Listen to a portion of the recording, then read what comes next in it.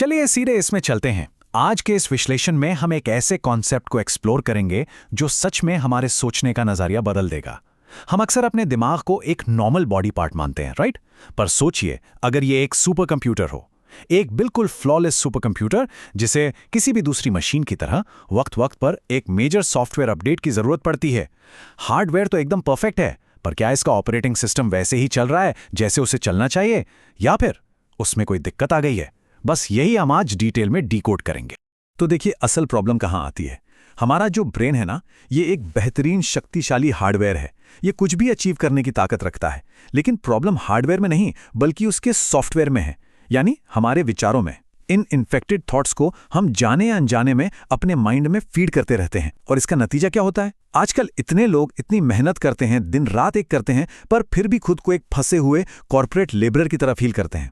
सोचिए, रात के 1:37 हो रहे हैं, शरीर पूरी तरह थका हुआ है, पर दिमाग बंद ही नहीं हो रहा। आने वाले कल की चिंताओं की एक लंबी रेस चल रही है अंदर। ये जो बेचैनी है ना, ये किसी हार्डवेयर फेलियर का नतीजा नहीं है, बल्कि इस इन्फेक्टेड मैलवेयर का डायरेक्ट असर है। और इसलिए आज हमारा ये डायग्नोस्टिक और इंस्टॉलेशन मेन्यू कुछ इस तरह दिखेगा। हम इस मैलवेयर को पहचानें और फिक्स करने के लिए इन 5 स्टेप्स से गुजरेंगे। पहला है द मेंटल मैलवेयर प्रॉब्लम, उसके बाद द सेल्फ मैनेजमेंट सीक्वेंस, तीसरा होगा अपग्रेडिंग मेंटल सेल्फ टॉक, चौथा द 21 डे इंस्टॉलेशन गाइड, और आखिर में बिल्डिंग द जंगल सिटी। तो चलिए बिना देरी किए आगे बढ़ते हैं। Step number 1, the mental malware problem. अब जरा इन आम बातों पर गौर करते हैं। मैं नहीं कर सकता, मेरी तो किस्मत ही खराब है, या फिर ये बहुत मुश्किल है। हम अक्सर इन्हें सच्चाई मान लेते हैं या सोचते हैं कि बस हमारी थकावट बोल रही है। लेकिन क्या सच में ऐसा है? बिल्कुल नहीं। ये असल में खतरनाक मेंटल वायरसेस हैं। जब भी हमारा माइंड इन वर्ड्स को प्रोसेस करता है, तो पता है क्या होता है? हमारा सुपर कंप्यूटर क्रैश कर जाता है, हर बार, बिना चूके।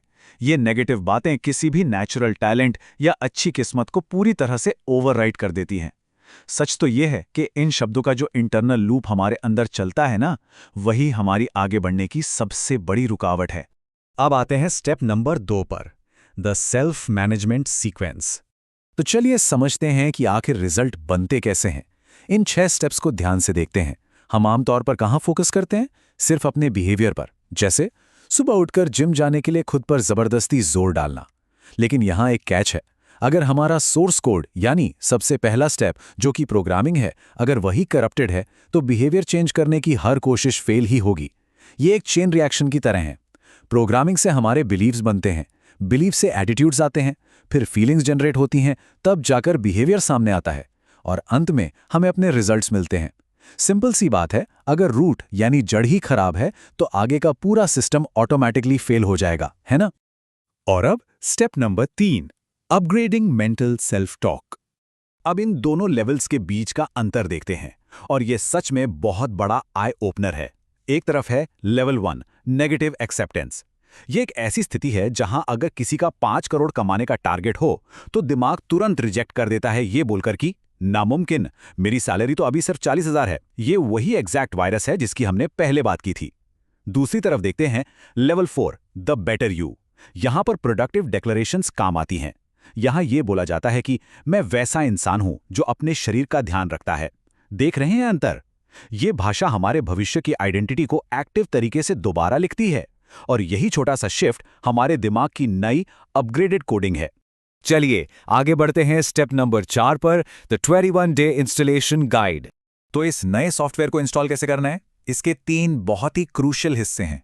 पहला है साइलेंस, यानी खामोशी। उन लगातार आने वाले नेगेटिव ख्यालों को, जिन्हें सोर्स मटेरियल में बहुत सटीक तरीके से मेंटल लूज मोशंस कहा गया है, उन्हें आते ही पहचानना और रोकना पड़ेगा। दूसरा स्टेप है सेल्फ राइट। आगे चलकर हम जो भी बनना चाहते हैं, उसे एक पेपर पर प्रेजेंट टेंस में बिल्कुल क्लियरली लिखना है, जैसे वो अभी सच हो। और तीसरा, जो इस पूरे प्रोसेस का सबसे बड़ा सीक्रेट वेपन है, वो है रिकॉर्डेड सेल्फ टॉक। अपनी खुद की आवाज में इन पॉजिटिव बातों को रिकॉर्ड करना और बार बार खुद को सुनाना। अब सवाल ये उठता है कि इस रिकॉर्डिंग का आखिर करना क्या है? टाइम फ्रेम पर ध्यान देते हैं। हर सुबह सिर्फ 15 मिनट, अगले 21 दिनों तक लगातार, बिना एक भी दिन मिस किए इस रिकॉर्डेड सेल्फ टॉक को सुनना इस नए सॉफ्टवेयर अपग्रेड को परमानेंटली माइंड में इंस्टॉल करने के लिए सबसे जरूरी, बिल्कुल नॉन नेगोशिएबल शर्त है। सीरियसली, इस डेली प्रैक्टिस के बिना दिमाग का नया इंफ्रास्ट्रक्चर बनना शुरू ही नहीं हो सकता। और अब आखिरी step, number 5, building the jungle city. यहाँ किंग इन द जंगल की एक बहुत ही प्रेरणादायक एनालॉजी सामने आती है। सोचिए, एक राजा को एक बहुत ही डरावने, बिल्कुल बंजर जंगल में भेज दिया जाता है। अब उसके पास 2 रास्ते हैं, या तो वो हार मान ले या कुछ करे। उसने अपना पावर इस्तेमाल किया, धीरे धीरे झाड़ियां साफ की, सड़कें बनाई और देखते ही देखते उस बंजर जमीन को एक खुशहाल, चमकते शहर में बदल दिया।